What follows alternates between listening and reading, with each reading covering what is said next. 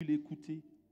Et nous voulons repartir avec une pensée de sa part, une parole de sa part. Il y a certainement des attentes, il y a certainement des questions.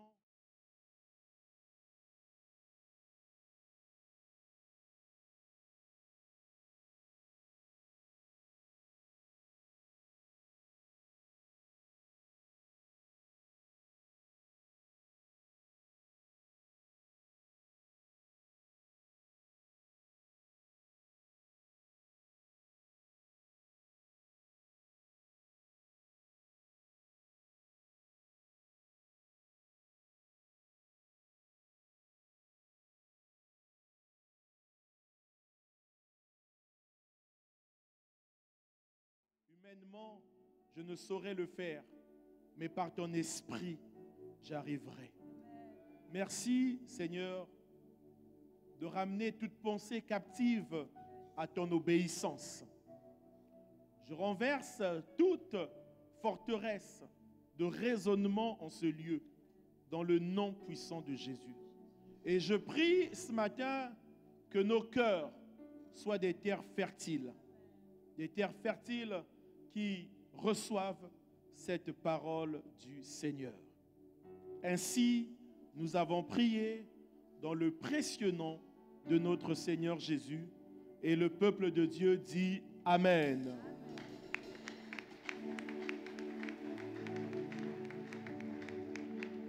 Merci au Rocher. Dans pratiquement un mois, nous débutera notre grande offensive de jeûne et prière. Ce sera la 30e édition et je pense que c'est un moment important pour notre communauté. Et 30 ans, ce n'est pas rien. 30 ans représente quelque chose. Et le ministère existe depuis bientôt 35 ans. Est-ce qu'on peut acclamer le Seigneur pour cela? Je réclame notre sensibilité aux paroles qui sont dites ici. Notre Église a pratiquement 35 ans d'existence et l'offensive de prière sera à sa 30e année. Nous bénissons le Seigneur pour la vision qu'il a donnée à notre papa, qui lui a près de 45 ans de ministère. Est-ce qu'on peut acclamer le Seigneur pour cela? 45 ans de ministère et par la grâce de Dieu, il a été désigné, élu par ses pairs comme le président de la Confédération des Églises de Réveil du Congo. Nous bénissons le Seigneur pour cette grâce qui est sur lui et nous prions que Dieu préserve son serviteur, que Dieu soutienne son serviteur. Il n'est pas là ce matin, il est dans le département de la Sangha, précisément à Ouesso, toujours dans le cadre de l'œuvre du Seigneur. Et nous apprécions cela à son âge, même après 45 ans. Il pense aux âmes qui sont à 1000 kilomètres d'ici. Il pense à leur salut, à leur édification. Et encore des bonnes nouvelles pour le mois de février, certainement. Nous allons dédicacer 2 assemblées, l'assemblée Rehoboth d'Owando et l'assemblée Rehoboth des Congo. Et nous acclamons le Seigneur. Nous sommes une communauté qui avance bien par la grâce du Seigneur. Le Seigneur nous fait grâce et nous qui sommes dans cette communauté devons apprécier cette grâce. Amen. Le thème que Dieu a mis dans mon cœur et que je partagerai dans les minutes qui suivent par sa grâce est intitulé « Ton Dieu sera mon Dieu ». Ton Dieu sera mon Dieu. Pour cela, je vous invite à lire dans le livre de Ruth, Ruth chapitre 1er, nous lirons du verset 8 au verset 16.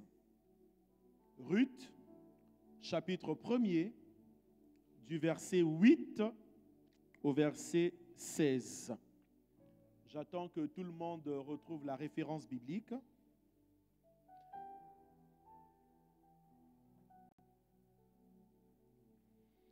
Ruth, chapitre 1er, du verset 8 au verset 16. Naomi dit alors à ses deux belles-filles, « Allez, retournez chacune à la maison de sa mère, que l'Éternel use de bonté envers vous, comme vous l'avez fait envers ceux qui sont morts et envers moi. Que l'Éternel vous fasse trouver à chacune du repos dans la maison d'un mari. » Et elle les baisa. Elles élevèrent la voix et pleurèrent, et elles lui dirent, « Non, nous irons avec toi vers ton peuple. » Naomi dit, « Retournez, mes filles, pourquoi viendrez-vous avec moi? Ai-je encore dans mon sein des fils qui puissent devenir vos maris?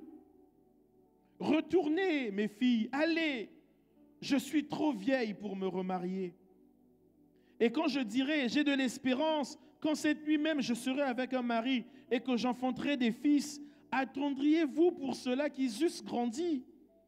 Refuseriez-vous pour cela de vous marier? Non, mes filles, car à cause de vous, je suis dans une grande affliction de ce que la main de l'Éternel s'est étendue contre moi. » Et elles élevèrent la voix et pleurèrent encore. Orpa baisa sa belle-mère, mais Ruth s'attacha à elle. Verset 15. Naomi dit à Ruth, « Voici ta belle-sœur est retournée vers son peuple et vers ses dieux. Retourne comme ta belle-sœur. » Ruth répondit, « Ne me presse pas de te laisser, de retourner loin de toi. Où tu iras, j'irai. Où tu demeureras, je demeurerai. Ton peuple sera mon peuple et ton Dieu sera mon Dieu. » Est-ce qu'on peut acclamer la parole du Seigneur? Ton Dieu sera mon Dieu. Les événements rapportés dans le livre de Ruth ont eu lieu à l'époque des juges.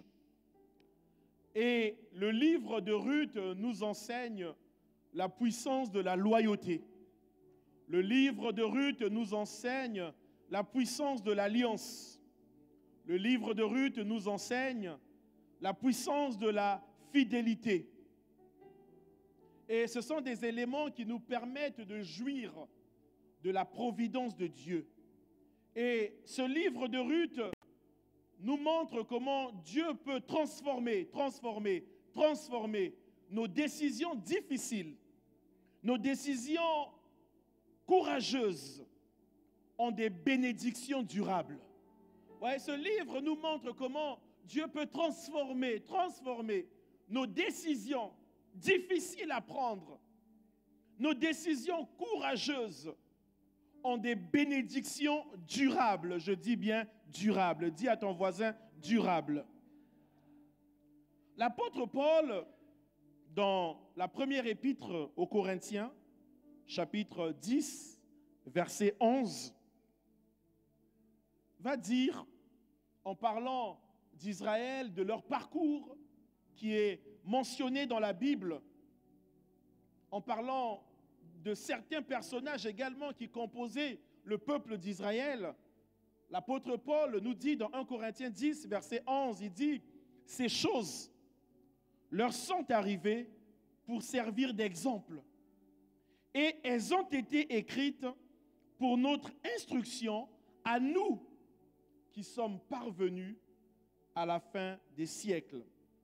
Ces choses ont été écrites pour notre instruction. » Il y a des personnages bibliques, il y a des personnages dans la vie courante dont leur vie, avec des hauts et des bas, sont comme des exemples. Et celui qui n'apprend pas des erreurs des autres risque de commettre les mêmes erreurs. Il arrive quelquefois que nous vivons certaines choses et nous avons l'impression que nous sommes les premiers à vivre ces choses. Et nous avons souvent l'impression que nous sommes les seuls au monde à passer par ces chemins ou à vivre ces choses. Je ne sais pas par quoi vous passez ce matin, mais j'aimerais vous dire que vous n'êtes pas les premiers à passer par ces chemins.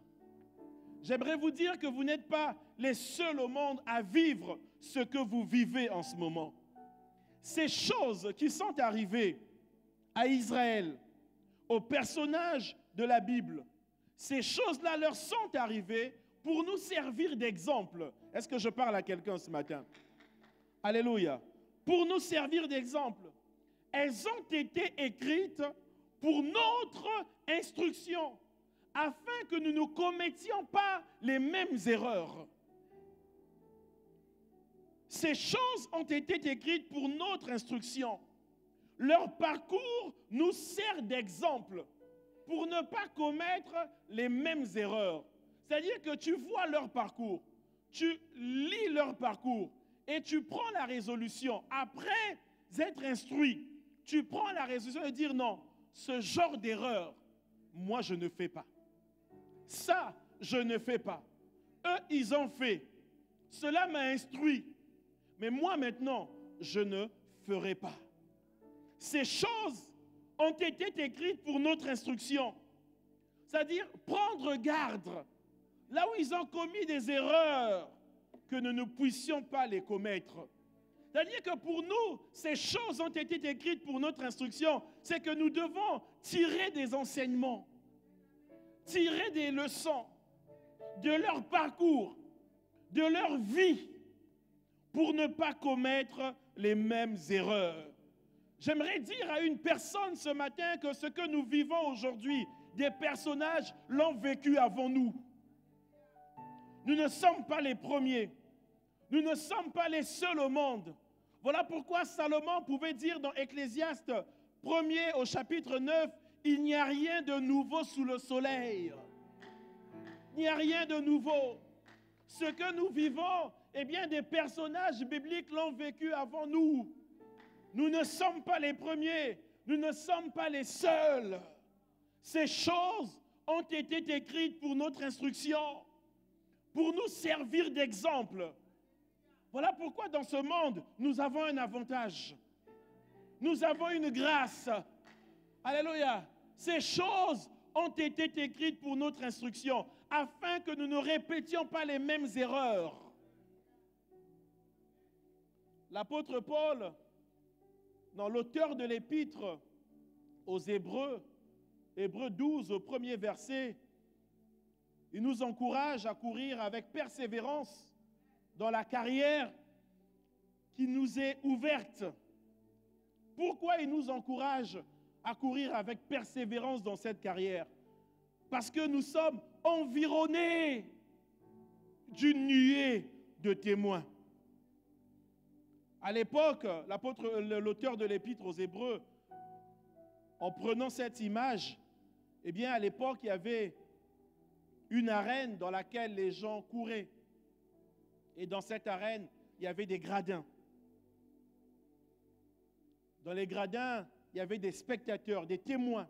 Pendant que les gens couraient, eh bien, les spectateurs dans les gradins encourageaient. Et l'auteur de l'épître aux Hébreux prend cette image.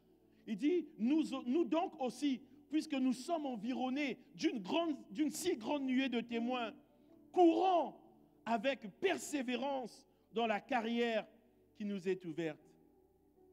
Donc pendant que les gens couraient dans les gradins, il y avait des spectateurs, des témoins qui encourageaient, qui applaudissaient, qui fortifiaient les coureurs. Et l'auteur de l'épître aux Hébreux veut nous dire que dans la course de notre vie, dans la course de votre vie, vous avez des témoins. Alléluia. Des témoins dans les gradins. Et ces témoins dans les gradins, eh bien, ce sont des gens qui ont couru la course que vous courez aujourd'hui. Alléluia. Et dans notre cas, eh bien, nous courons avec persévérance dans la carrière qui nous est ouverte. Nous sommes environnés d'une si grande nuée de témoins. Vous voyez, Hébreux 12 vient après Hébreux 11. On a cité plusieurs héros de la foi. On en a cité plusieurs. Plusieurs. Et dans Hébreux 12, le chapitre suivant, on dit que nous sommes environnés de ces témoins, des gens qui ont couru des courses avant nous. Et ils sont dans les gradins. Ils nous voient courir. Oh, j'imagine ceux qui sont dans les gradins. J'imagine des gens qui ont couru les courses que nous courons aujourd'hui. Ils sont là comme des témoins. Ils nous encouragent. Oh, j'imagine que dans ces gradins-là, il y a une femme appelée Anne. Et Anne te voit courir dans cette vie. Elle dit, mais courage ma fille. Moi aussi j'étais stérile. Oh, moi aussi j'étais stérile. Vas-y, cours avec persévérance. Cours avec persévérance. Un jour, tu finiras par t'en sortir. Oh, nous sommes environnés d'une si grande nuée de témoins. Oh, dans ces gradins, je vois quelqu'un comme Joseph. Joseph parle à une personne qu'on accuse. Il dit, moi aussi j'ai été accusé, mais Dieu m'a fait grâce. Vas-y, cours encore, cours encore. Oh, je vois dans ces gradins quelqu'un comme Pierre. Il dit, oh, cours encore. Moi j'ai renié le Seigneur 3 fois, mais Dieu m'a fait grâce. J'ai pu saisir les clés et annoncer la bonne nouvelle. Alléluia. C'est pour dire que ce que nous vivons aujourd'hui, des gens l'ont vécu avant nous. Nous ne sommes pas les premières personnes. Ce que nous connaissons aujourd'hui, plusieurs l'ont connu avant nous. Alléluia. Et je crois ce matin que vous allez finir par vous en sortir. Est-ce que quelqu'un peut dire Amen? Avec persévérance. Il y a un témoin dans les gradins qui t'encourage. Un témoin qui est passé par la même maladie. Alléluia. Il y a un témoin dans les gradins qu'on appelle la femme à la perte de sang. Elle va te dire, oui, cours. Moi, j'ai couru pendant 12 ans. Mais Jésus a fini par me guérir. Ce sont des témoins qui nous encouragent. Oh, j'aimerais dire à une personne que vous n'êtes pas les premiers. Vous n'êtes pas les seuls au monde à vivre ce que vous vivez. Des personnes avant vous l'ont vécu et en sont sortis vainqueurs. Et je prie que Dieu fasse la même chose pour toi. Alléluia.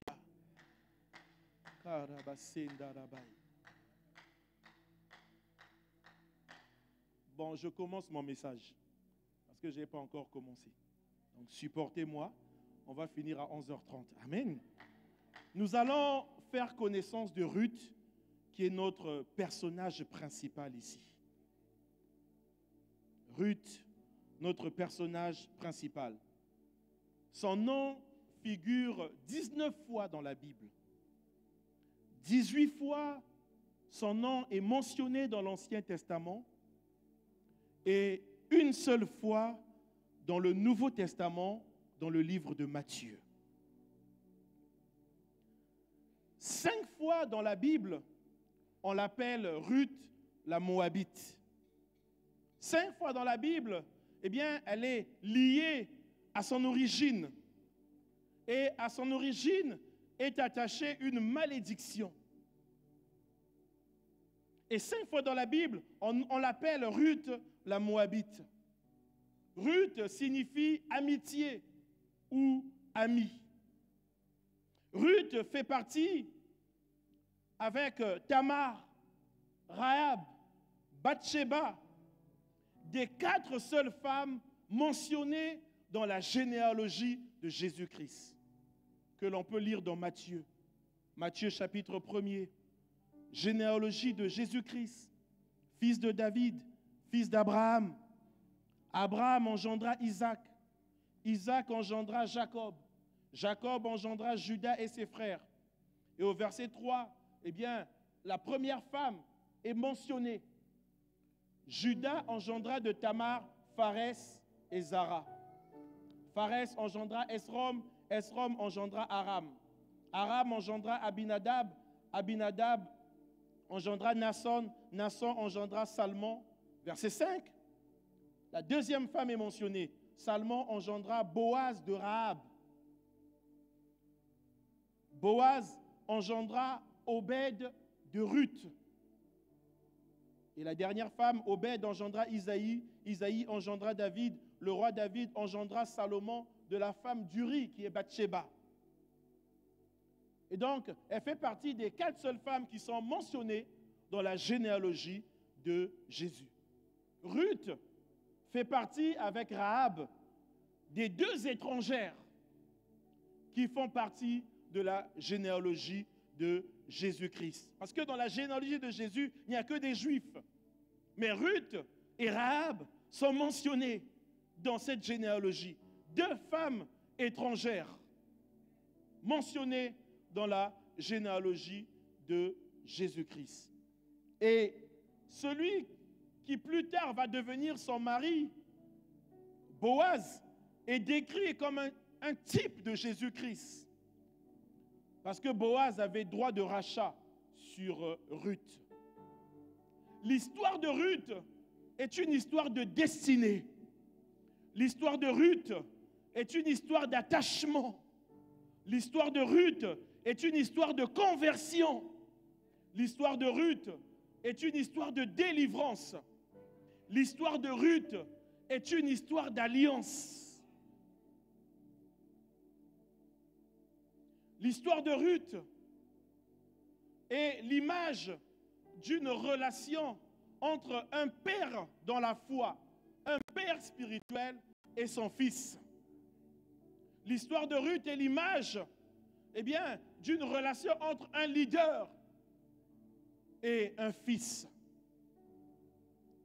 L'histoire de Ruth nous enseigne que la destinée est faite d'épisodes.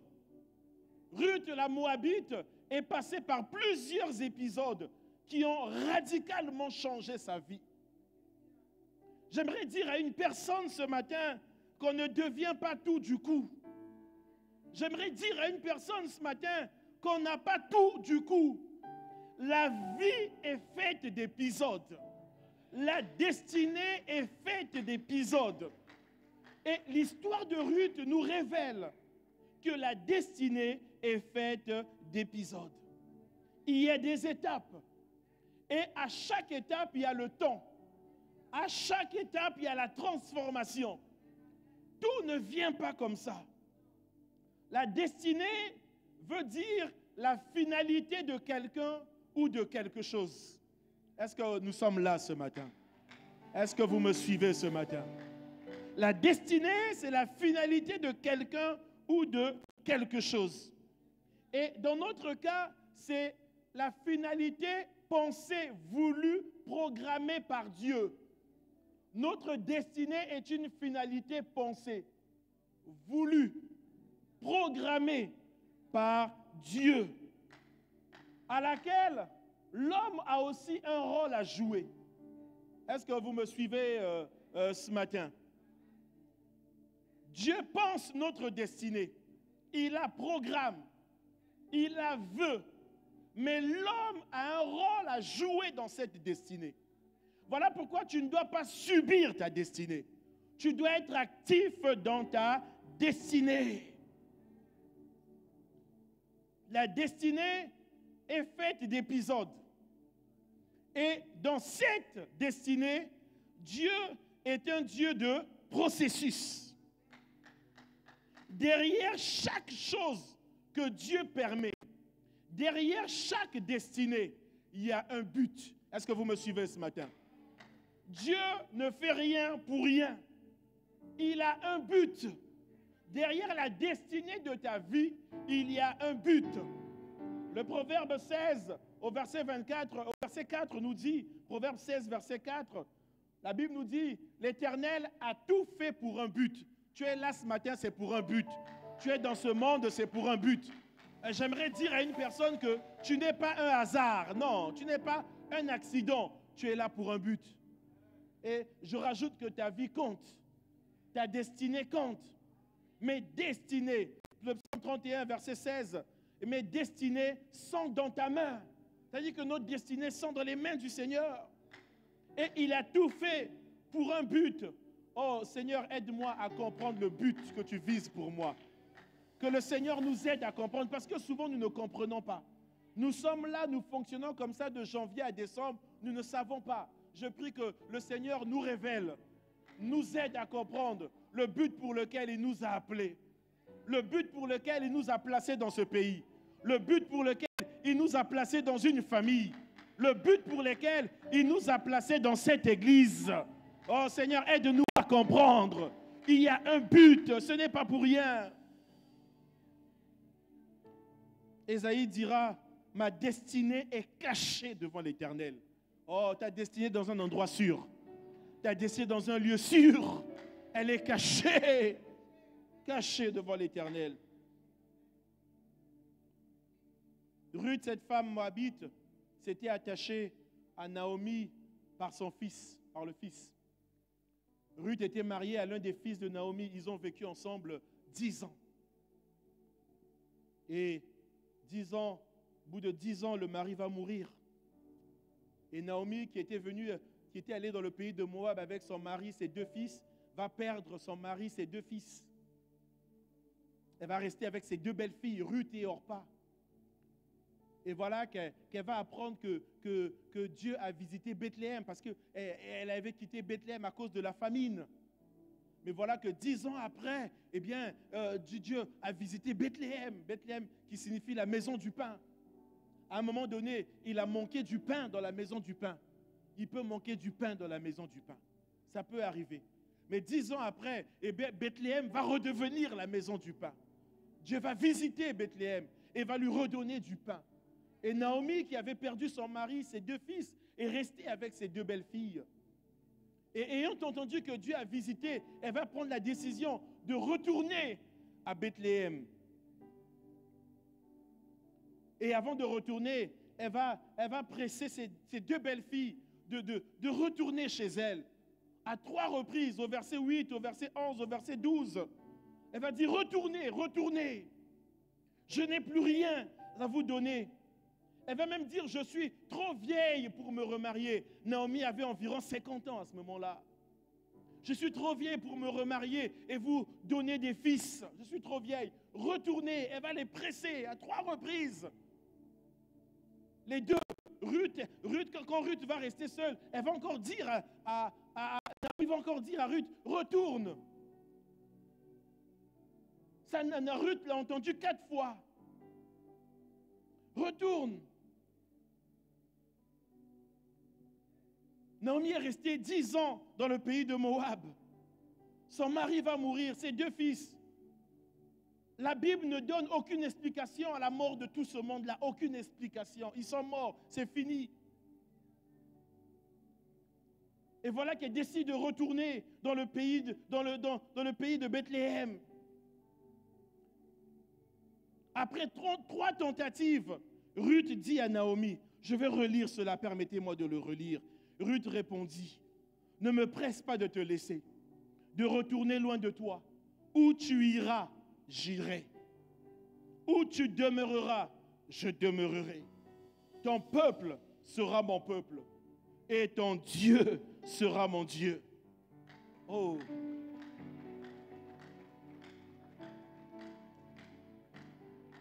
Avant de dire ton Dieu sera mon Dieu, elle va s'identifier à Naomi. Elle va s'attacher à Naomi. Elle va s'attacher au peuple de Naomi. Et elle va citer Dieu en dernier, permettez-moi de le dire. Alléluia. Elle va s'attacher à Dieu en dernier, d'abord à Naomi. J'aimerais dire à une personne ce matin que c'est à travers une autre personne qu'on connaît Dieu. C'est à travers une autre personne qu'on connaît Dieu. Souvent, on ne connaît pas Dieu comme ça, c'est à travers une personne. Naomi va dire Ruth va dire à Naomi, ton Dieu sera mon Dieu. J'ai envie de dire ce matin, laissez-moi le dire, le Dieu de Papa Germain sera mon Dieu. Oh, le Dieu de Papa Germain, je prie qu'il soit mon Dieu. Parce que c'est au travers lui que moi je connais Dieu. Je n'ai pas connu Dieu comme ça. Nous n'avons pas connu Dieu comme ça. C'est à travers lui, à travers son appel, à travers sa vision, que nous avons connu Dieu. Donc, en s'attachant à Dieu, nous nous attachons aussi à un homme. Est-ce que je parle à quelqu'un ce matin? En s'attachant à Dieu, Ruth, en s'attachant à Naomi, Ruth s'attache à son Dieu. Elle va s'attacher à Naomi, elle va s'attacher au peuple d'Israël, elle va s'attacher au Dieu d'Israël. En t'attachant à Dieu, tu t'attaches à une personne. Tu t'attaches à un père. Tu t'attaches à une église. Tu t'attaches à une communauté. Voilà pourquoi tu ne peux pas venir à l'église et critiquer le pasteur. Tu ne peux pas venir à l'église et calomnier le pasteur. Non, parce qu'avant de s'attacher à Dieu, tu as ces personnes-là devant. Est-ce que je parle à quelqu'un ce matin? Tu ne peux pas venir à l'église et mal parler de ton père. Et non seulement à l'église, même dans nos familles, ce n'est pas possible. Ce n'est pas possible. Est-ce que vous me suivez ce matin? On ne peut pas être béni par une onction qu'on n'honore pas. Tu ne peux pas venir à l'église et calomnier. Non. Vous allez me dire peut-être c'est le culte de la personnalité. Non, ce n'est pas ça. Ce sont des lois spirituelles, des principes spirituels auxquels nous devons obéir, que nous devons respecter. Daniel est jeté dans la fosse aux lions. Le roi Darius, il est jeté la veille. Le lendemain, le roi Darius vient, le roi Darius, le roi de Babylone. Qu'est-ce qu'il va dire à propos de Daniel? Il va dire, Daniel, serviteur du Dieu vivant, ton Dieu que tu sers avec persévérance, a-t-il pu te délivrer de la gueule des lions? Il a dit ton Dieu. Le Dieu que nous prions, c'est le Dieu de quelqu'un. Est-ce que vous me suivez? Eh oui. Ne critique pas, ne calomniez pas. Ce sont des personnes, les pasteurs, les pères, les leaders, les mentors. Ce sont des personnes que Dieu a placées sur votre chemin pour votre édification, pour votre croissance. Permettez-moi ce matin d'introduire, et par la grâce de Dieu, jusqu'à l'offensive, nous partagerons ce livre. Comprendre là où Dieu a pris Ruth et là où Dieu l'a emmené. Quel était le rôle de Naomi? Naomi est ici considérée comme une mère, comme un père, comme un leader. Dieu va bénir Ruth à travers Naomi. On est souvent béni dans la vie à travers quelqu'un, à travers un père. Je prie que ce message touche ton cœur. Alléluia. Ne critiquez pas. Jérémie 3 au verset 15, Dieu va dire, je vous donnerai des bergers selon mon cœur. C'est Dieu qui donne les bergers. C'est Dieu qui donne les pasteurs. Tu ne vas pas les choisir. Tu n'es pas venu là par hasard. Alléluia. C'est parce que Dieu a donné un père à la communauté Rehoboth. Dieu a donné des pasteurs dans les assemblées Rehoboth. On ne s'est pas choisi. On ne s'est pas désigné. C'est Dieu qui a fait un don. C'est Dieu qui a fait un don. Attachons-nous à ces personnes-là. Attachons-nous au père de la maison. Attachons-nous. Certains dirent non, lui on s'occupe pas de lui. Nous c'est Dieu. Mais non, bien-aimé. Dieu vous voyez à travers ces personnes-là. C'est à travers ces personnes-là. Si tu ne t'attaches pas, tu ne seras pas béni. Et tu passeras à côté de ta bénédiction, de ta destinée. Ruth va prendre une décision, un engagement. Elle va s'attacher à sa belle-mère. Vous savez que dans la vie courante, les relations entre belle-mère et belle-fille sont difficiles. Hein? Vous savez ça? Est-ce que vous savez ça? Ce n'est pas facile de s'attacher à une belle-mère. Hein? Hein? Ou de s'attacher à une belle-fille. Il suffit seulement d'un simple regard. La belle-mère va dire à son fils, aujourd'hui elle m'a mal regardé. Il suffit d'un autre mauvais regard. La belle-fille va dire à son mari, ta maman m'a mal regardé. Ce ne sont pas des relations faciles. Est-ce que vous me suivez? Et Ruth a côtoyé sa belle-mère pendant 10 ans. Pendant 10 ans. 10 ans. Elle a côtoyé. Et à la mort de son mari, elle est restée attachée à sa belle-mère. Ça ne se passe pas souvent comme ça dans nos sociétés. Hein? Elle est restée attachée à la belle-mère. Quand même la belle-mère a dit, je rentre chez moi. Elle a dit, moi je te suis. Je viens avec toi. Elle a compris à un moment donné que sa destinée était liée à sa belle-mère. Que Dieu bénisse les belles-mères ce matin. Ah, les amens là ne viennent pas. Hein. Les belles-mères, ouvrez vos cœurs, laissez les belles filles tranquilles. Que Dieu bénisse les belles filles ce matin, que Dieu vous bénisse. Ah oui, les relations ne sont pas faciles. Pas du tout faciles. Mais Ruth ne va pas voir à cela. Elle va voir à ce que Dieu a mis en Naomi. Elle va voir la grâce qui était sur Naomi. Appréciez la grâce qui est sur notre Père. Appréciez la grâce qui est sur les pasteurs. Il faut apprécier. Même si votre amen ne vient pas, je sais qu'il arrive. Appréciez la grâce. Alléluia. Ouh. J'ai vu des fils dans la foi insulter un père spirituel. Partir et insulter. Traiter le père spirituel de tout. Désobéir au père spirituel. Je l'ai vu et entendu. Il dit à propos de son père spirituel qu'il a formé. Il dit, bon, papa, tu commences à me faire de l'ombre. J'ai envie que tu te déplaces. Ouf. Bien aimé, elles étaient deux femmes moabites. Il y avait Orpa et Ruth. Quand vous lisez la Bible, le nom d'Orpa est cité en premier. Je pense. Orpa et Ruth. Orpa, on a dit retourner. Orpa est retournée chez elle. Elle est retournée sans faire de bruit. Est-ce que vous me suivez? Elle n'a pas dit non, toi belle-mère, tu es mauvaise, tu as bouffé tes enfants, voilà, tu nous demandes maintenant de partir. Non. Bien-aimé, si tu veux partir, pars comme Orpa, pars sans bruit. Ne critique pas, non, ne critique pas. Ne critique pas. Orpa est partie sans bruit. Après, on n'a plus parlé d'elle, c'est fini. Pars et qu'on ne parle plus de toi, c'est pas grave. Mais ne pars pas en critiquant. Si tu ne t'attaches pas, ne pars pas. Pars comme Orpa. Elles étaient deux. Orpa est partie, sans faire de bruit. Sans dire la belle-mère là, ah, un jour tu es venu, tu m'as mal parlé. Un jour voilà, non. Non, elle est partie, sans faire de bruit. Apprenons à partir sans faire de bruit. Sans critiquer le père, sans critiquer les pasteurs, sans critiquer l'église. Orpa n'a pas dit, va devant, ton peuple, un faux peuple, ton Dieu, un faux Dieu. Non! Elle est partie. Elle a assumé son départ. Alléluia. Mais Ruth est restée. L'histoire de Ruth nous montre qu'il est sage de faire confiance à Dieu. Vous voyez, c'est à cause de cette décision, grâce à cette décision, elle va entrer dans la généalogie de Jésus-Christ. Bien-aimé, tu ne sais pas ce qui t'attend en étant dans cette église. Tu ne sais pas ce qui t'attend en étant dans cette communauté.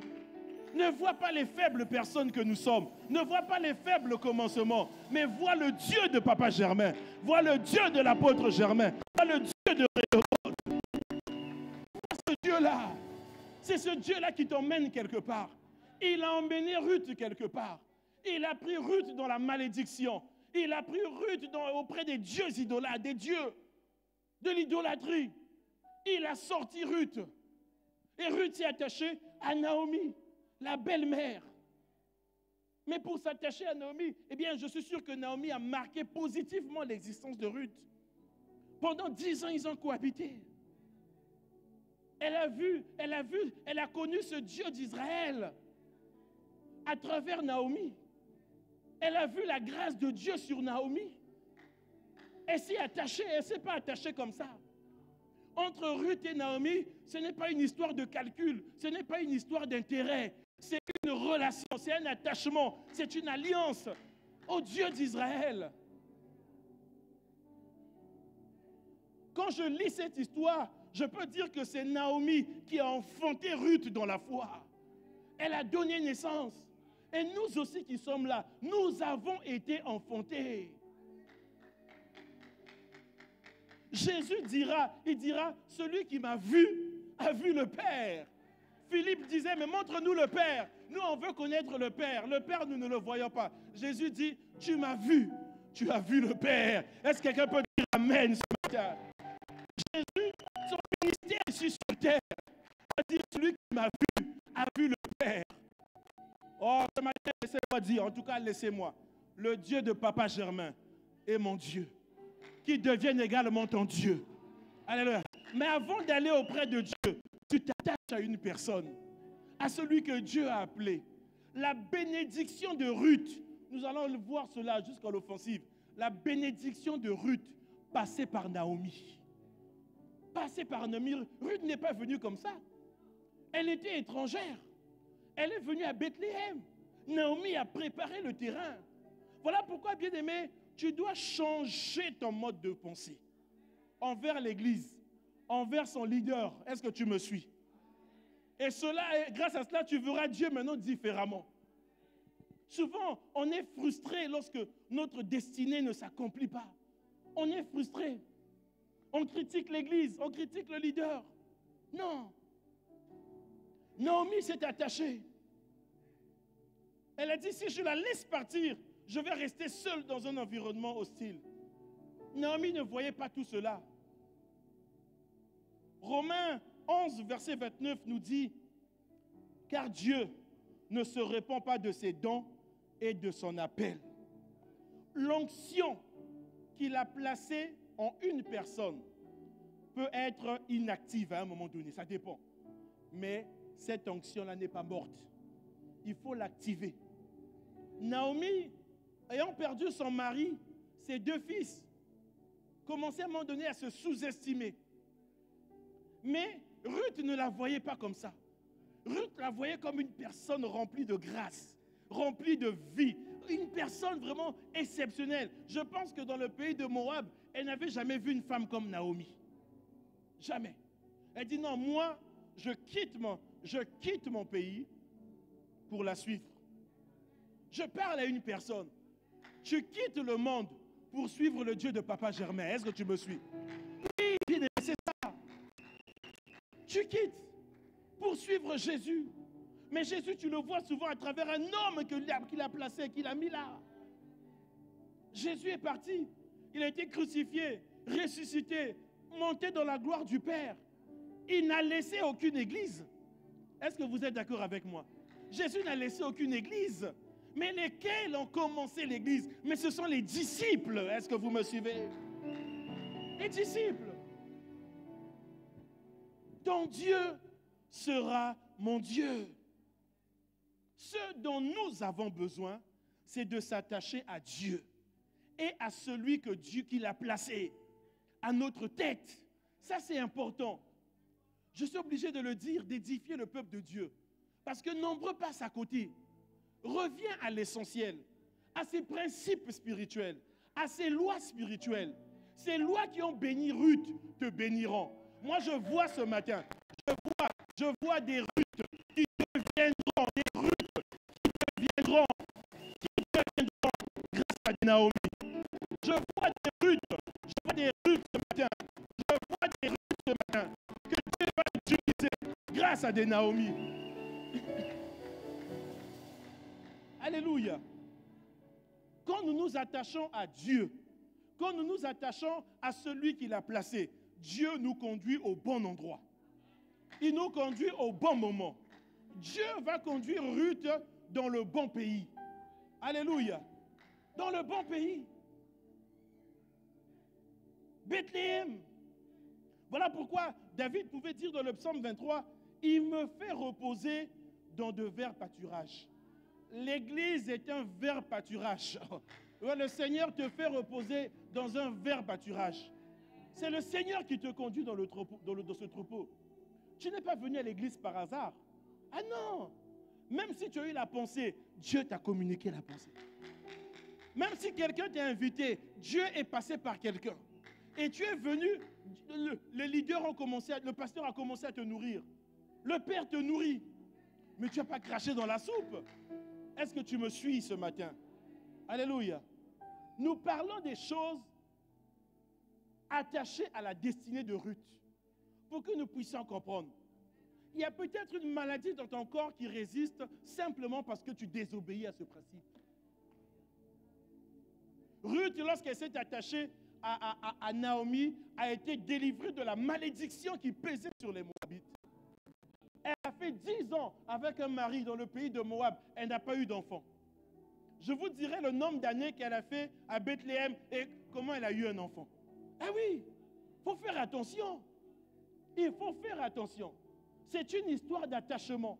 C'est une histoire d'alliance. Tu ne peux pas venir dans ce lieu, louer et adorer et haïr le pasteur. Non, ce n'est pas possible. Ce n'est pas possible.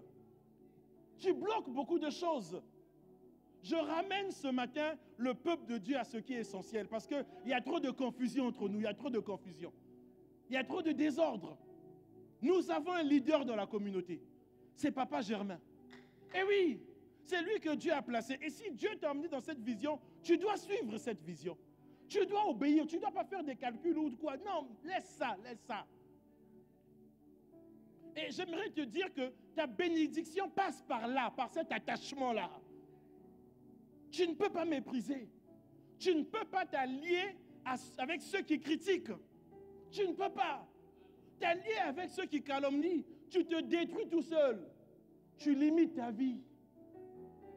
Ruth s'est attachée à Naomi. Dans notre destinée, les pères, les leaders, les mentors sont des personnes qui font la différence. Des personnes qui nous apportent quelque chose.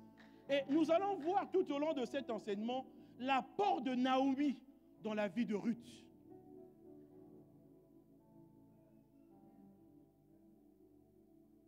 Nous allons voir l'apport de Naomi, l'image d'un père dans la destinée de Ruth.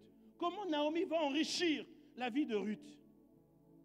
Souvent dans la vie, tu as besoin d'autres personnes pour atteindre les objectifs que Dieu t'a fixés.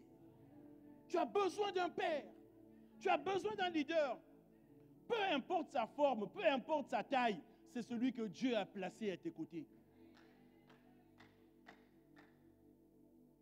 Naomi était plus âgée. Ruth était plus jeune. Elle pouvait dire, je suis belle, je peux encore me remarier. Non! Elle a dit, non, non, non, non. Le mariage, c'est bien. Mais moi, ma destinée, c'est cette femme-là. C'est son Dieu, c'est son peuple. Ce que j'ai vu en 10 ans a bouleversé ma vie. Je veux encore voir autre chose. J'aimerais dire à une personne, ne limite pas ta vie à ce que tu vois. Dieu a encore de grandes choses pour ta vie. Dieu veut faire de grandes choses encore. Il veut t'emmener là où tu ne peux pas imaginer. Et les pères, comme les Naomi, ne deviennent pas souvent ce que nous sommes, mais ils nous aident à devenir. Naomi n'a plus enfanté. Elle est retournée dans le pays, dans Bethléem, elle n'a plus enfanté. Mais dites-moi, demandez-moi qui va enfanter. C'est Ruth. Ils nous aident à devenir ce que nous sommes, mais eux, ils ne le deviennent pas. Un père va t'emmener très loin, très très loin. Alléluia. Les pères, les Naomi, nous font parvenir là où Dieu veut. Là où Dieu veut que nous arrivions. Un père dans la foi n'est pas une option, c'est une nécessité d'en avoir. Pour ta destinée, pour ta vie spirituelle. Alléluia. Quand Ruth s'attache à Naomi, Naomi ne voit pas l'importance, mais Ruth voit l'importance. Voit l'importance. Et c'est le temps qui va finir par révéler l'apport de Naomi dans la vie de Ruth. Nous allons arriver jusqu'au 4e chapitre. Voir comment Naomi va coacher Ruth. Elle va coacher Ruth sans jalousie. Sans dire, bon, ça c'est ma belle-fille, mon fils était là. Non, elle va coacher, elle va vouloir le bien de Ruth.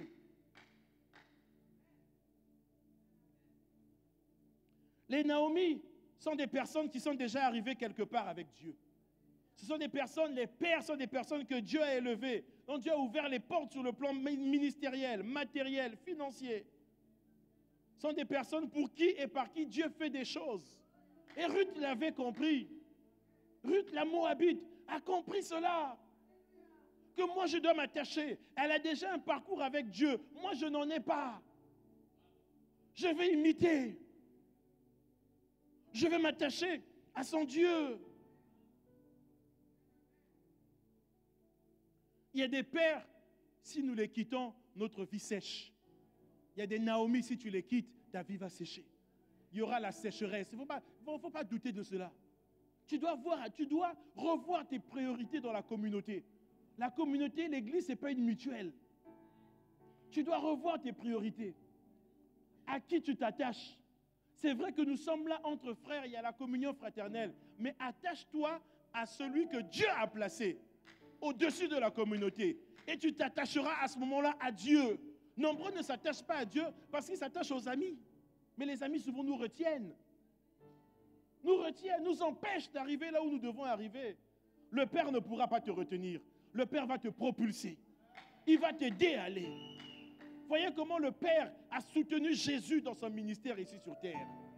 Voyez comment le Père dit, car Dieu le Père a tant aimé le monde qu'il a envoyé son Fils unique afin que quiconque croit en lui ne périsse point, mais qu'il ait la vie et qu'il ait en abondance. Le Père aime le bien de ses enfants. Je veux que tu le comprennes ce matin. On n'arrive pas à une 30e édition d'offensive comme ça. C'est parce qu'un père a obéi à la voix de Dieu. Il a obéi à l'appel de Dieu. Et les 30 ans là, il y a 30 ans de guérison, 30 ans de délivrance, 30 ans de victoire, 30 ans de restauration, de transformation, de conversion. Ça mérite le respect. Ça ne mérite pas le mépris, pas la calomnie, pas les critiques. Le respect. Le Dieu de Papa Germain sera mon Dieu. Moi, je le déclare. Là où il emmènerait Papa Germain, il m'emmènera également. Là où il ira, moi j'irai. Là où il demeurera, je demeurerai. Son Dieu sera mon Dieu.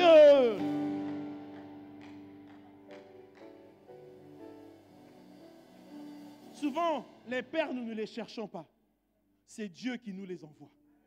Ah oui, c'est Naomi. Dieu a envoyé Naomi auprès de Ruth. C'est Dieu qui nous les envoie. Et quand c'est Dieu qui nous les envoie, nous devons nous attacher. Alléluia. C'est Dieu aussi qui nous conduit vers les pères, vers les mentors, vers les leaders. Jésus conduisait les disciples vers le Père. Il dit, je m'en vais vers le Père. Je vais vous préparer une place. Pour que là où moi je serai, vous aussi vous serez. Ah oui! Les pères ne sont pas égoïstes. Les Naomi ne sont pas égoïstes. Je parle à une Ruth ce matin. Je parle à un Ruth parce que les hommes ont tendance à se mettre de côté. Je parle à un Ruth. Je parle à une Ruth. Prends conscience de ta vie. Prends conscience. Il y a des décisions que tu prends aujourd'hui qui donneront des résultats 15 ans plus tard. Fais attention. Le Père nous apporte un plus. Il fait la différence sur le chemin de notre vie. Je n'ai pas dit que tous les fils sont mauvais, mais le temps est révélateur. La gloire et l'élévation sont des révélateurs. On ne connaît jamais quelqu'un tant qu'il n'a pas touché à la gloire et à l'élévation. Le vrai caractère de quelqu'un se révèle quand il possède maintenant certaines choses. C'est là qu'on voit le caractère de quelqu'un. C'est là qu'on voit le comportement d'un fils devant son père. C'est là qu'on connaît un vrai fils, une vraie fille. Ruth était là pour le Dieu de Naomi, pas pour autre chose. Naomi n'avait rien. Elle avait tout perdu. Quand elle repart à Bethléem, les gens la voient, disent, est-ce la Naomi? Est-ce la Naomi? Les gens étaient contents de la voir. Naomi va dire, ne m'appelez plus Naomi.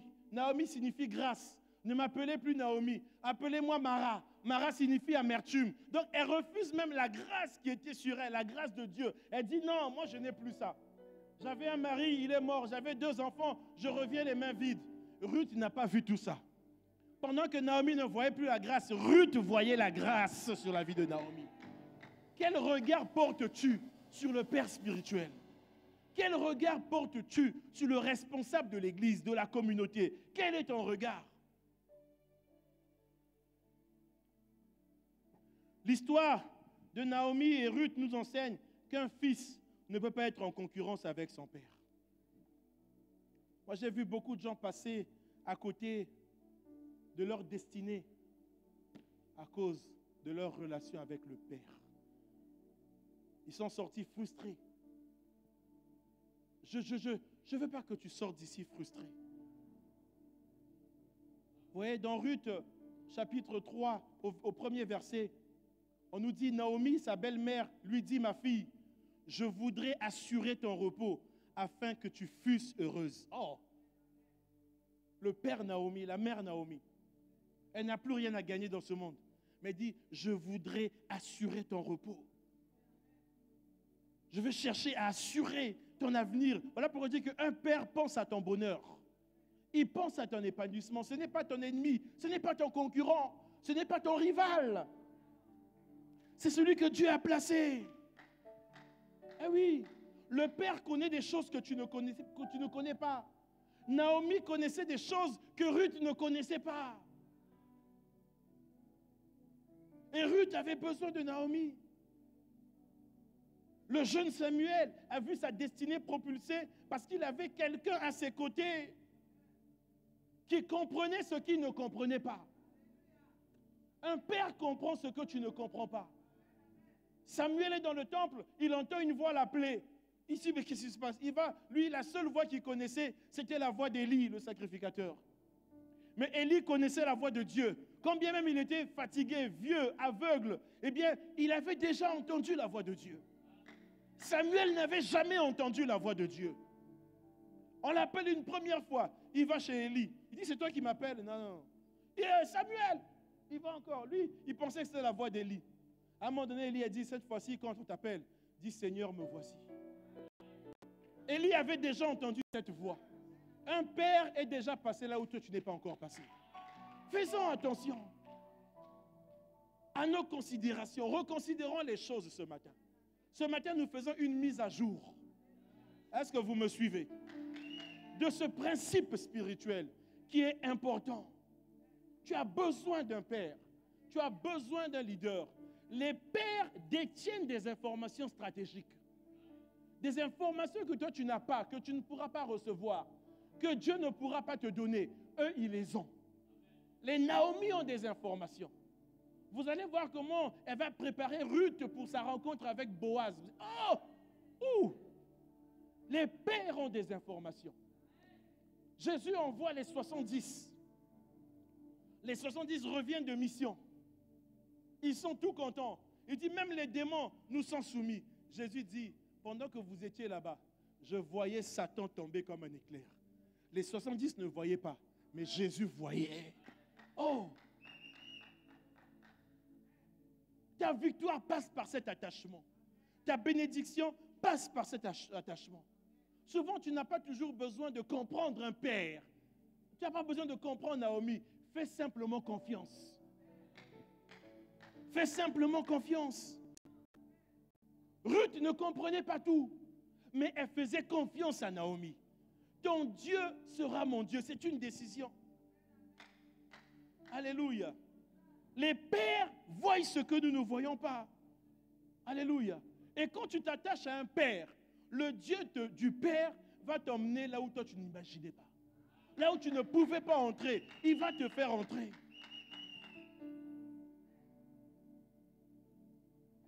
Là où tes relations ne peuvent t'emmener, le père va t'emmener.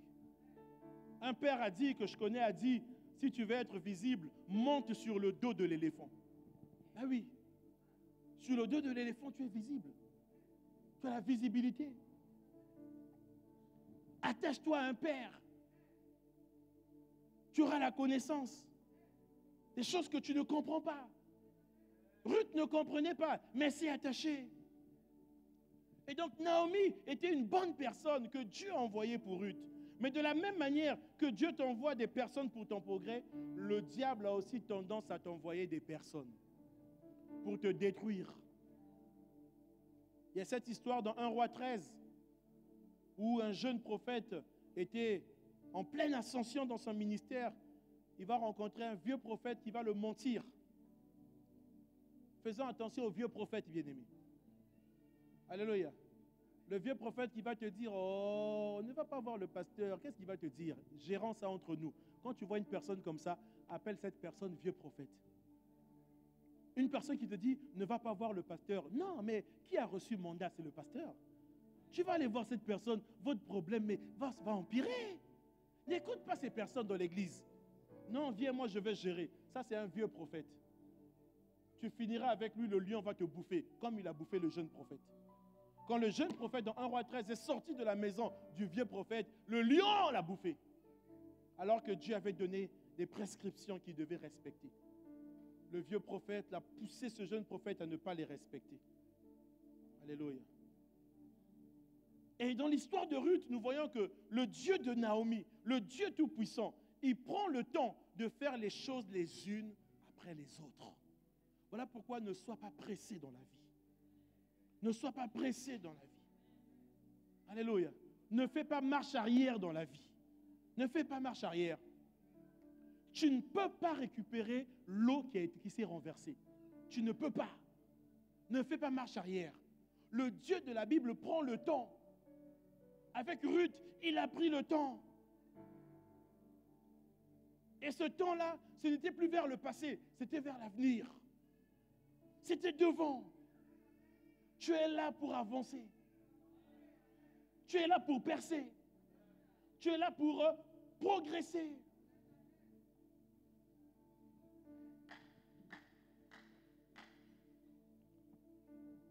S'attacher à Naomi, s'attacher à un père. Souvent, l'homme aime souvent avoir les détails de sa vie. J'ai vu et entendu des fils demander à un père, mais papa, nous t'avons suivi, qu'est-ce que tu vas nous donner? Et le père a dit rien. Ils ont dit, bon papa, nous on quitte, nous on part. Mais ça ne date pas d'aujourd'hui, hein? Il n'y a rien de nouveau sous le soleil. Lisons Matthieu 19, verset 27. Matthieu 19, ça ne date pas d'aujourd'hui. Il n'y a rien de nouveau sous le soleil. Ce que nous faisons là, des gens l'ont fait avant nous. Matthieu 19, verset 27. Pierre prenant la parole, alors la parole lui dit, voici nous avons tout quitté et nous t'avons suivi. Qu'en sera-t-il pour nous? Depuis Pierre. Alléluia. J'ai tout laissé, maintenant je suis là à l'église, je fais la permanence, je suis là tous les jours. C'est que le pasteur qui bouffe. Les histoires là, Pierre aussi avait réclamé ça.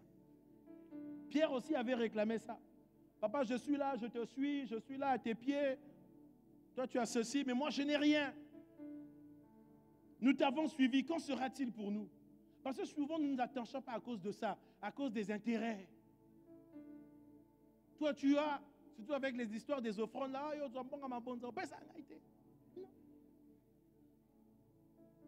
Pierre a dit, mais nous avons tout laissé, qu'en sera-t-il pour nous? Jésus leur répondit, je vous le dis en vérité, quand le Fils de l'homme, au renouvellement de toutes choses, sera assis sur le trône de sa gloire, vous qui m'avez suivi, vous serez de même assis sur 12 trônes, et vous jugerez les 12 tribus d'Israël. Verset 29, et quiconque aura quitté à cause de mon nom ses frères ou ses sœurs ou son père ou sa mère ou sa femme ou ses enfants ou ses terres ou ses maisons recevra le centuple et héritera la vie éternelle. Dieu prend parfois du temps pour faire quelque chose.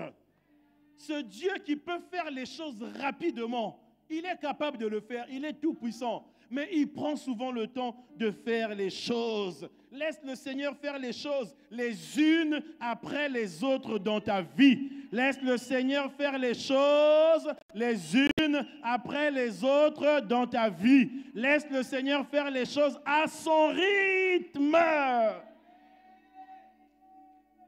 à sa vitesse. Car le Seigneur sait ce qu'il fait. Il dira dans Jérémie 29, verset 11, car je connais les projets, le Seigneur connaît, il sait ce qu'il fait.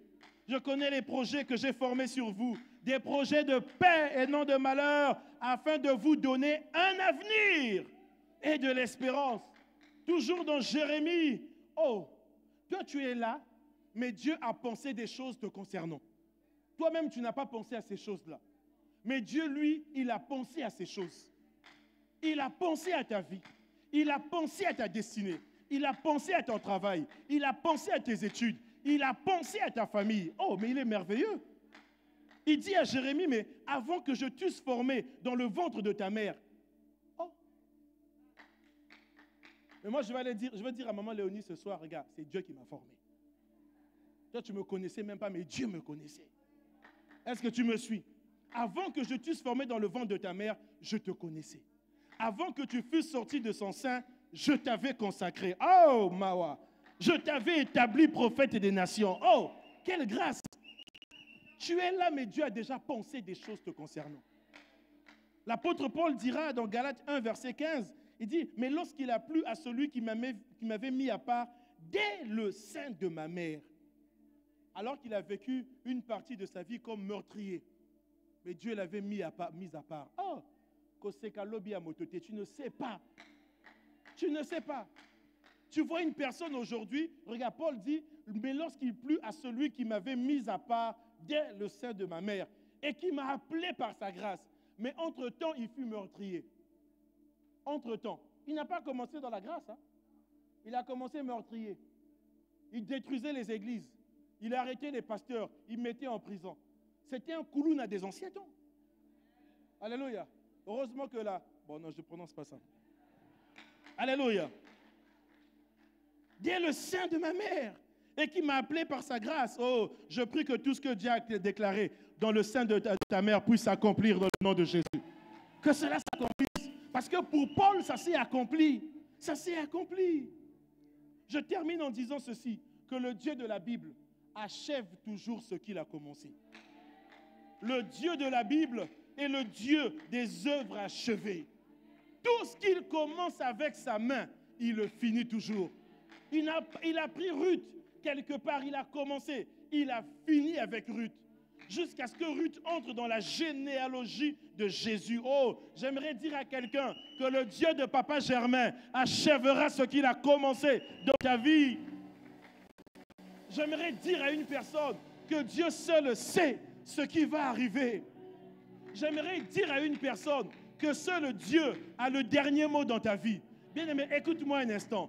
Tous ceux qui ont parlé contre ta vie, eux, ils avaient l'avant-dernier mot. Ils n'avaient pas le dernier mot.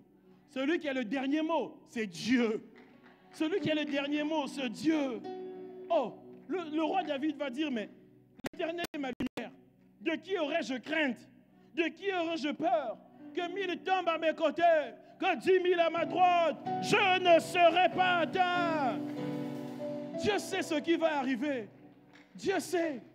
Et il nous révèle cela. Job a dit, je sais, au plus fort de la crise, il a dit, je sais que mon Rédempteur est vivant et qu'il se lèvera le dernier. Oh Dieu, suscite dans ton église des gens qui diront, je sais. Suscite dans cette église Rehoboth des gens qui diront, je sais que mon Rédempteur est vivant et qu'il se lèvera le dernier. Et Job va ajouter, je le verrai, il me sera favorable, mes yeux le verront et non ceux d'un autre. Oh, j'aimerais dire à une personne ce matin que le Rédempteur se lèvera le dernier dans ta vie. Et tes yeux le verront, pas les yeux du voisin, mais tes yeux, pas les yeux d'une autre personne, mais tes yeux. Job dit, je sais que mon Rédempteur est vivant. Que ces enseignements soient une source d'inspiration pour ceux qui traversent des moments difficiles, ceux qui traversent des saisons d'incertitude, des saisons de doute. Que ces enseignements vous inspirent, que ces enseignements vous rapprochent de Dieu, que ces enseignements vous rapprochent du Dieu de Papa Germain, que l'église Rehoboth dise ton Dieu sera mon Dieu. Oh, que ces enseignements ramènent une personne dans une vie de prière. Je prie qu'à la fin de ces enseignements, qu'il y ait un avant et qu'il y ait un après, qu'il y ait un avant attachement et qu'il y ait un après attachement. Que le Dieu de Papa Germain te bénisse ce matin. Que le Dieu de Papa Germain te délivre de toute malédiction. Que le Dieu de Naomi qui a délivré Ruth des malédictions moabites, des malédictions incestueuses, te délivre ce matin de toute malédiction. Une malédiction liée à la maladie, une malédiction liée à la pauvreté. Que le Dieu de Papa Germain te délivre ce matin, qui te délivre des malédictions ancestrales, qui te délivrent des malédictions générationnelles. Que tu sois délivré ce matin, que tu sois délivré ce matin de tout lien, de toute captivité, que tu sois délivré de toute chaîne, que tu sois délivré ce matin, que tu sois délivré, que le Dieu qui a visité Ruth te visite ce matin, te visite ce matin. Oh Seigneur, donne-nous des gens à Rehoboth qui diront, nous savons que notre Rédempteur est vivant et qu'il se lèvera le dernier. Et que nos yeux puisse voir de nos yeux. Nous verrons la rétribution des méchants, de tous ceux qui en veulent à ta vie, de tous ceux qui en veulent à tes enfants. Je prie que Dieu envoie des Naomi pour tes enfants. Que Dieu envoie des Naomi pour tes enfants. Que tes enfants rencontrent des bonnes personnes dans leur destinée. Des bonnes personnes. Qu'ils s'attachent à de bonnes personnes. Que l'Éternel suscite. Oh, Rabassé Karaba. Est-ce que nous pouvons lever nos mains vers le Seigneur un instant? Le Seigneur libère des grâces au milieu de nous ce matin. Il ramène plusieurs fils vers leur père. Plusieurs filles vers leur père. Le Seigneur ramène même les rebelles vers leur père. Tu n'obéis plus à ton père spirituel. Ton pasteur Koutou Kolobaté.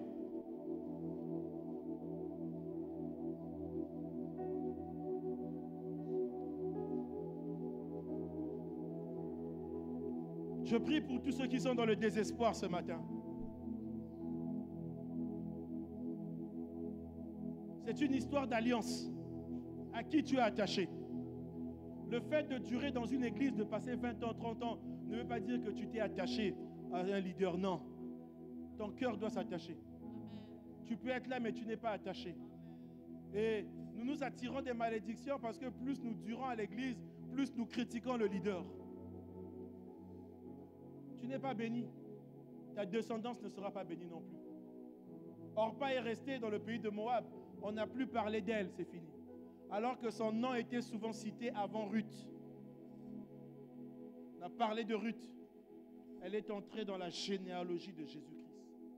Par son fils Obed, Isaïe, David, la lignée de Jésus-Christ. Faisons attention, bien-aimés. Tes décisions d'aujourd'hui peuvent avoir des impacts demain. Fais très attention dans la vie. Fais très attention. Apprends à prier pour les hommes de Dieu. Apprends à prier pour les bergers. C'est quand le berger a atteint, le troupeau est dispersé. Ne te réjouis pas des souffrances d'un berger. Ne te réjouis pas des critiques envers un berger. Ne t'associe pas à ces choses. Ne t'associe pas. Même si c'est ton beau-père, ne t'associe pas. Naomi était avant tout une belle-mère. Mais Ruth n'a pas vu la belle-mère. Ruth a vu le Dieu de la belle-mère. Quand elle a vu le Dieu de la belle-mère, elle a vu autre chose. Elle a vu la grâce. Elle a vu la bénédiction. Elle a vu la délivrance. Elle qui n'avait pas pu enfanter avec un mari pendant 10 ans, va arriver dans le pays. Oh, je prie que ta vie enfante maintenant. Que ta vie enfante. Que ce soit sur le plan physique ou sur le plan spirituel, qu'il y ait des enfantements ce matin. Des enfantements ce matin. Des enfantements. Laissez-moi chanter Té Nabungi Selikia. Laissez-moi chanter ça, même chaque dimanche. Laissez-moi chanter ça. Oui. Comme Ruth. Nabungi Selikia Té. Comme Ruth.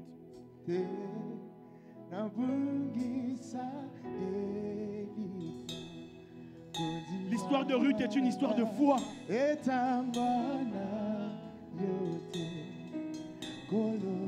Est-ce que quelqu'un peut dire Té ce matin? Té. Avec l'église Té. Oui. Et tu accompagnes cela d'un geste Té. Oui. Konti mananga. Yahweh. Kolo. Plus fort que ça. Oh, Té. Alléluia. Oh, Té.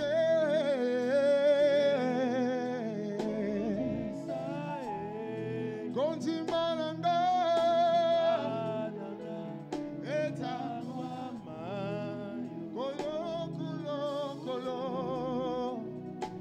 Encore. Oh, Té, Té.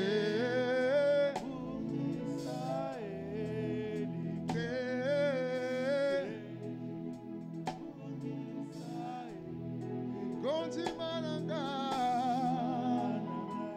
Etangwana. Oh, oh, Zina.